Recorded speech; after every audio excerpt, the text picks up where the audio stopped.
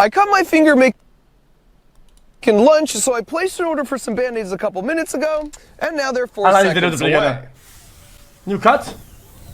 That is a nearly silent drone system that can deliver a package from the sky right to my backyard in as little as 2 minutes with dinner plate accuracy. And as far as I'm concerned, that's basically teleportation. This is the very near future of package delivery from a company called Zipline. It's been over a decade since we were first promised drone delivery that looked like this, and to be honest, I was never that stoked about it because I couldn't imagine that anyone would actually want something that big and loud with Chat, I have a problem, chat. Every time I see this, chat, okay, I only think, I don't give a fuck about any positive use of these things. I can only think of the negative / evil thing. Guys, it's not that I'm evil inherently, okay? It's that my brain is like hardwired to think like the internet, like a massive, like troll.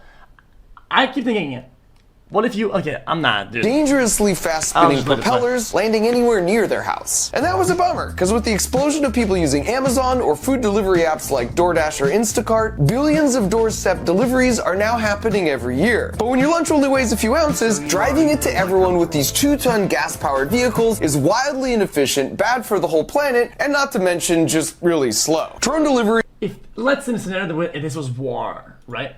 And there's a building with people in it, right? I'm sure that they already thought about delivering something. I like how Alex tried to explain how he isn't nasty, right? Like I mean, technology is getting there, right? Then like immediately explain that would be in this scenario, even nastier.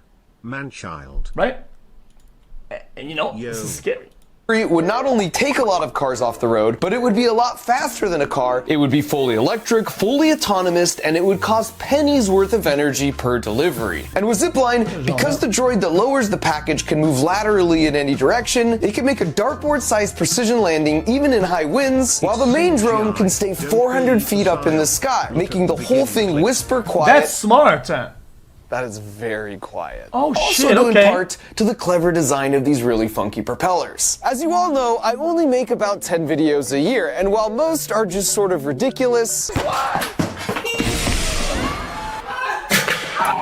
I like to dedicate one video to showcase how clever people are using engineering to change the world for the better. And to be clear, the company I'm talking about today is not sponsoring this or paying me in any way. I'm just really impressed by the work that they're doing and how they're doing it. So we'll circle back in a minute to exactly how they're going to pull off deliveries using these short-range drones in a city, but it begs the question, if they can make it work there, why not use gliding drones to cover longer distances to deliver critical medical supplies for countries with lots of remote villages? Well, as it turns out, catapulting life-saving blood through the skies is what they've already been doing for over 6 years, which is why we need to head out to Rwanda to understand where this all started. And immediately after showing up, we were right in the thick of it, as drones were taking off and landing as another one lands every 90 seconds. Yo, that's crazy, though, no?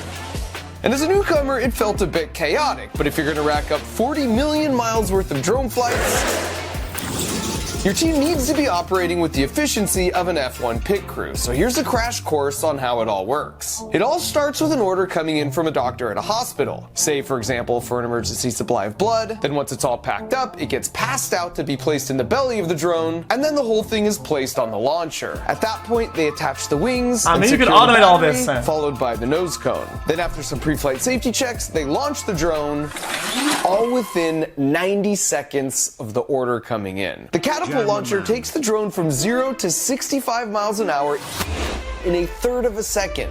Oh, just like when they less time make the jets. than it takes you to blink. And it's a pretty clever design too, because it means the drone immediately starts at its cruising speed. They leave the carriers. Much less energy to stay airborne. Then once it's in the air, cruising at 70 miles per hour, it navigates its way to the hospital, and upon arriving, opens the trap door to drop the package, which lands safely using a parachute. Having now completed the mission, it continues making all its own decisions to autonomously navigate back home from as far away as 150 miles round trip. Then taking inspiration from an aircraft carrier, as the drone approaches, the military-grade GPS broadcasts its position within 1 centimeter, so these two poles know exactly when to swing up at the last possible moment, snagging a hook on the tail with the cable, which safely slows it down.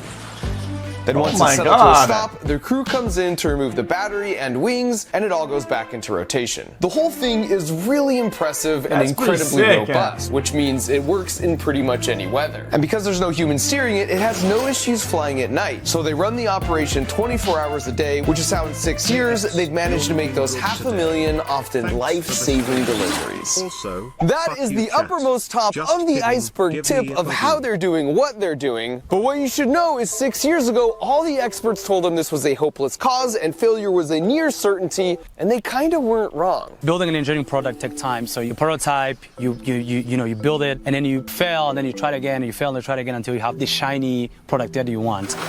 This is a different type of aircraft. This is not what we had. The first one used to land on these inflated mattresses. The vehicle had a hook on the back. You had the tail. The tail would deploy like an aircraft carrier. And then the fishing pole would pull. Like I said, and it would land on the mattress. First of all, he's not saying that figuratively. They were scrappy in the early days, using actual fishing poles, as you can see here. And secondly, this is Abdul. And what you should know about Abdul is he grew up in Rwanda, not far from where these drones are launching. And while he would eventually go on to do graduate work in robotics, attending both Stanford and Harvard, he got his start in engineering for much more simple means. I remember that I would make cars from milk boxes that was left over. We would add tires there and use it as a car. Chat, you should see chat. You guys, in some of these countries, we saw a video about when they build airplanes and helicopters and cars. He was orphaned as a child when he lost both of his parents and all 3 of his siblings in the Rwandan genocide, narrowly escaping himself. But he didn't give up on his passion for engineering, and so as he got older, he would go around to all the local hospitals. Guys, I'm only laughing because guys, I got a flashback of one of the videos. Okay, they try to make a rocket or something like that. Go, bro. Some of the fails are funny because, fixing their MRI machines for free using knowledge he gained from watching YouTube videos. Abdul was the very first zipline employee in Rwanda, and he really helped to pioneer so many of the systems they have in place today that are now used all over the world. And so in an effort to test those very systems, I wanted to see if it was robust enough that even a total noob like me could send out an order. Oh, we got one. Panic! Don't worry. Don't worry, okay. Gloves, okay. Good enough. This is where the blood is, right? O positive. It's O positive. Yeah. I feel like I shouldn't be touching this. Stay calm. That's the #1 rule. Now you scan. Scan it. Do 6 reps. Like this. 2, 3, 4. 5. Okay. Okay, like a subway. Just out here saving lives. And once I ring the bell. Oh, the guy's in critical condition, man. Let's go, brother. Okay. What do I do? Check if it's not tangled. And push it here. Out of my way, I'm coming through. The wings. How's that? Battery! Which one do we pick? There's so many. So after a final check of the drone's condition, a little bit of a look to the right and cough. Yo, move, motherfucking YouTuber, man. Let's go, dude. Jesus. We had liftoff. I'm a hero! We did it! I just saved a life, basically. Wow. How do you guys do this all day long? So now that I had a pretty good feel for the launch site, we headed out to see where some of these drones were actually flying to. So we left the launch site like 3.5 hours ago. We're driving to this remote hospital on these really windy roads. And as we've been driving, we've been tracking and seeing some of these zipline drones delivering blood and medical supplies to this hospital. So since we're about a half hour out, I thought it would be fun to place my own emergency order. Then it could meet us when we get there. Because when you need extra ointment, you just need extra. Chad, are these things that you think are hard to work on in more like rural areas, like, and then a lot of people want to do it, and airspace becomes compromised? I feel like at grand scale this starts to fail, but yeah, it's good for this though. And sure enough, a few minutes after arriving, I got a notification for an incoming package. This is wild because we're like 4 hours away on some really windy roads. I got Urban, yeah, urban. Close, so close. And so after opening the package and checking their handiwork, I asked if I could speak to a few of the doctors. When's the last time you delivered a baby? In a few minutes ago. A few minutes? That's pretty fresh. For the doctors, it was like a miracle. With zipline, we are sure that in 15 to 20 minutes we are going to get to What if they knock somebody out? We're sure that patient will be saved. But it wasn't just the doctors who were big on zipline. I also spoke with a handful of patients who, for various different reasons, are all alive today because of a zipline delivery. Bad luck. Every time when I see the drones around, I just think that someone's life is going to be saved. And that's kind of true, because their drones have reduced in-hospital maternal mortality by 88%. Zipline has 2 launch sites that give them coverage for pretty much anywhere in Rwanda, but they also have operations running in all of these countries. And while they serve 3,000 hospitals globally today, that number will be 10,000 by the end of the year. Alright, so we've covered their long-range country delivery drones, which means we've now got the context to talk about their short-range city delivery drones. But first, I just have to interject here and say I was blown away by Rwanda as a country. I mean, right out of the gate, their stoplights are really cool because they're just countdowns till the light turns green. They can balance and carry pretty much anything on their heads. And there's motorcycles. Yo, dude, Jack, I think this show will make people min-max the fuck out of lights even more than they already do. I think in very dense areas, people are gonna fuck it all up with this. They can balance and carry pretty much anything on their heads, and there's motorcycle taxis everywhere. And given that when in Rwanda, you do as the Rwandans do, whenever possible, that's how we got around ourselves. What a freaking boost. Everyone was also super friendly everywhere we went. Well, people pre-fire, exactly. People will pre-fire green lights, and people will overfire red lights. That's everyone, because if you stop to play soccer with some random kids, just know they're not going to take it easy on you. Yep. Besides the fact that Messi seems to like it, before traveling there, the only real thing I knew about Rwanda was the Rwandan genocide that took place about 30 years ago. And while there are still plenty of battle scars, as horrific as that was, it sort of galvanized the country into a period of healing and solidarity as a single Rwandan people instead of divisive ethnic groups. For example, on the last Saturday of the month, literally everyone spends the day picking up trash and volunteering in their local communities. And that's one of the reasons you hardly see litter anywhere. The other one being 15 years ago, they were one of the first countries to ban all single-use plastics. There was just a pervasive optimism in the air. Everyone was moving with the purpose everywhere we went. Not just working hard, but working smart with their resources on hand. Yeah, buddy! Including their improvised soccer balls. For over a decade, attending school up to age 16 has been both mandatory and free, and when you combine that with leapfrogging to new technologies like drone delivery, for the last decade, their economy has been growing at 4 times the rate of the US economy, while their violent crime rate has been 15 times less than the US. And finally, the most awe-inducing part of the whole trip was when I hiked to see an entire family of mountain gorillas up close in the wild, which was equal parts adorable and terrifying. Scary, yeah. Mountain gorillas only exist in these 2 tiny red regions. And while there's only 1,000 left in the world, I got to just chill with 20 of them. They're critically endangered, but thanks to Rwandan conservation efforts funded by people paying for brief visits like this, their numbers have climbed by 200 over the past decade. All that's to say that besides, of course, my own country, Rwanda is my new second favorite country. We got this. And next time I go back, I'm bringing a bunch of soccer balls, which I will give away to any kid who just promises not to embarrass me.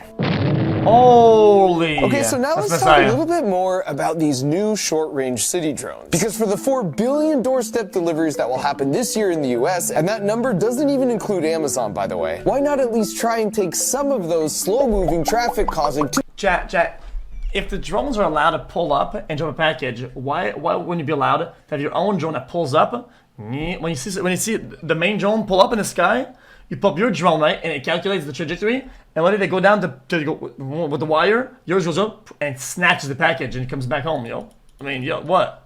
2-ton gas-guzzling cars off the road in exchange for fast delivery that's also electric, autonomous, really quiet, and zero emissions. And while their solution of dropping down a droid that could perfectly control its landing from super high up seemed promising and way better than something like this that had been proposed before, when they first told me about it, I had 2 main questions. 1, how loud and disruptive are they? Because the last thing we want are annoying drones buzzing by our rooftops all day. And 2, how safe are they? Because the other last thing we want is for those same annoying drones drones just start falling down on us from the sky. I also had a bonus third question around how a business is even supposed to load in their items for delivery. And so in a search for answers, I went right to their headquarters, not that far down the road from where I live. And the first thing you notice in the lobby is this really cool projection that not only shows the total number of flights they've flown, now at over 500,000, but it also shows all the long-range drones they have in the air at that exact moment, delivering those critical medical supplies all around the world. And this isn't now just where they design and build all their drones, it's also where they do a lot of their testing. And they test pretty much everything in every way possible before getting it out to the field as quickly as possible. And according to their CEO Keller, this is something they discovered early on. Our key insight was we were dumb. And we basically always assumed we were dumb, and for that reason, when we designed things, we got them into the real world super fast and learned by serving real people. And you learn so much that you can't learn in a lab or in an ivory tower. And so before we actually hear just how quiet these things are, I just want to echo that all the best engineers I've ever known have had that same level of humility, knowing there's no better way to learn than to test and to break stuff. That's why I named the toy company I started that has the express goal of teaching kids to think like engineers, Crunch Labs. It's because things are supposed to crunch and to break and to fail along the way, and so if I could get them to do more than just passively watch a video, by building something alongside me while we talk about the physics of what's going on, then I know the principles will really sink in. So if you want to have a ton of fun while building up that resilience, but here's my best attempt. You'll first hear a leaf blower, then a typical hobby drone that weighs 1 pound, then their drone that weighs 50 pounds. And of course, I've kept the audio levels completely untouched for all three.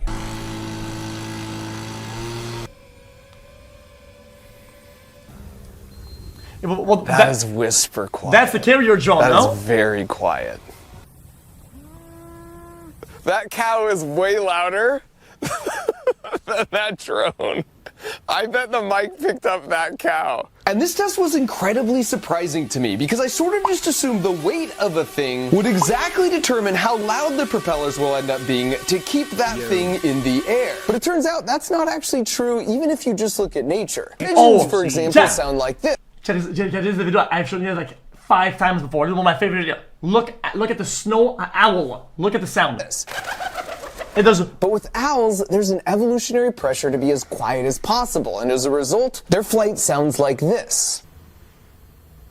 For this reason, to crack the code, Zipline actually did turn to nature. I study the hummingbird a lot, where you have they have the worst case. They're tiny and they're really quiet. They just like hover there. You barely hear them. By the way, that's Keenan. He's another Zipline co-founder, and for you robotics nerds, he's the dude who invented ROS, which is the open source software used by basically anyone who wants to build anything robotic. So in an effort to try and visualize the secret of their quiet propellers, in this graph, the area under the curve could represent the energy from one of those annoying high-pitched hobby drones, where the closest of these spikes is the high frequency that's just sort of grating on your ears. So after studying the hummingbird and designing really wild looking rotors like this, Zipline figured out how to take those spikes and flatten them all out. So while the extra weight means there's still more energy or area under the curve, getting rid of all the spikes means it's much more of a constant whooshing sound, more like white noise that your brain just sort of doesn't register. Because those are high up in the sky anyway. Same quiet propeller approach for their long-range drones, as you can tell from this doctor with an impeccable taste in YouTube content who just wanted to say hi. You've seen my videos, now you get to be in one. Have you seen the planes fly over and deliver the supplies here? I have not yet seen one come and deposit something here. That's amazing. There was just 15 deliveries in the last hour. They're really quiet. If that is crazy though. I would have heard it, I would have, gone to see it. For my second question regarding safety, just like when sending something to Mars, all their critical systems have backups on board. In engineering, we call this redundancy, and they even demonstrated for us how if one propeller stops working, it can still fly due in part to the large back propeller that picks up the slack. And that back propeller is pretty clever, by the way, because it's what propels the drone forward as it moves across town, but then it turns down 90 degrees to help steer and create extra lift while it's stationary and dropping down the droid. What is in that? addition to the redundancy, a whole aircraft parachute is automatically deployed if there is a problem that's sensed, or if the drone just loses power altogether. And because of their painstaking engineering efforts, it's worth noting in the 6 years they've been operating for those 500,000 flights, they've had exactly 0 incidents causing any injury. As for my third bonus question around how the drones get loaded up, in the most simple case, something like a grocery store could reserve some parking spots as a loading zone. Or as one of the Zipline engineers told me, you can take a window from your local pharmacy and turn it into this portal. So the droid would come down the chute, then some ASAP items like these would get loaded inside, then it goes back up the chute into the drone and off for delivery. For healthcare, if you were really sick and say on a 15-minute video call with your doctor, by the time the call was ending, your medications could be on your back porch so you don't have to leave your house. You could also imagine how this could work with a distribution center or a large retail store. More than 90% of people in the US live within 10 miles of a large retail store, and zipline drones conveniently can make a 10-mile round trip while carrying up to 8 pounds. An additional win for the planet here is you don't need to use all the cardboard to box it up because it doesn't have to survive being shipped out on a big truck. Dystopian? But this I don't think isn't so. just for big stores. Your favorite local. You think this is dystopian? I think what we live in right now is dystopian. I think it's the opposite. I think, dude, nah. If they swap it up, that's fine. What we currently have is dystopian. Shop or restaurant can now more easily afford to send a thing to your door, but at an ostensibly much lower cost than a person driving a 3,000-pound car to drop it off. And as soon as by the end of this year, customers such as Sweet Green will start delivering salads straight to your backyard. And not having packages left on front porches is the worst news to hit the porch pirate community since the invention of the glitter bomb. Oh, Alright, I don't know what dystopian means.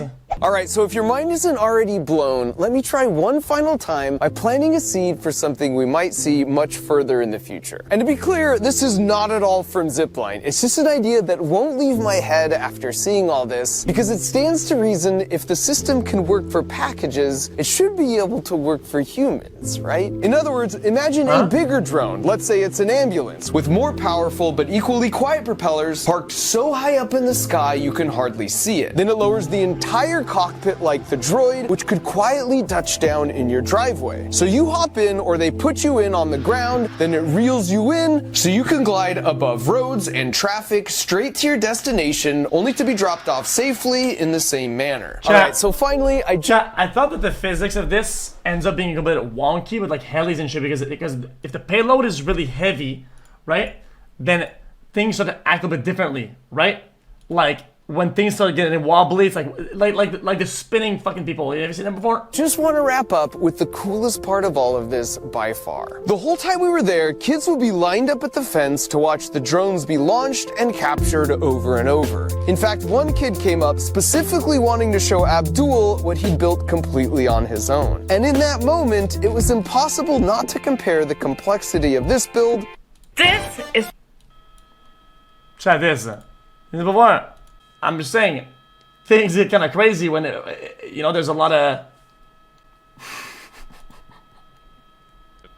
Definitely passed out by now. Holy shit, dude. They chill out. They're chilling. They're gonna try to... They didn't die, dude. Oh, there you go. There's a slow... That person wasn't seriously injured before, now they are. Okay, relax, bro. They just passed out, chill. They just passed out, barely. To the simple milk carton version Abdul grew up making. Because here you have Abdul, who bears a scar on his head from the same machete that killed his entire family as a child, not only using his engineering knowledge to save the lives of his people, but more importantly, to inspire the next generation of problem solvers to dream even bigger. It's the type of thing that leaves you feeling a little bit of that contagious Rwandan optimism for the future and the incredible potential of us mere humans. That was a video. I enjoyed it. Thanks, Mark, for the video, man. Much on linking in chat, so that people know what it's at. Bing, bong, bing, bong. Yo, this is X on the beat, yo. Okay. Oh, my voice as well. That is. Anyone knows that boy? I don't know, he's just so soy. Anyone knows that boy? I don't know, he's just so soy.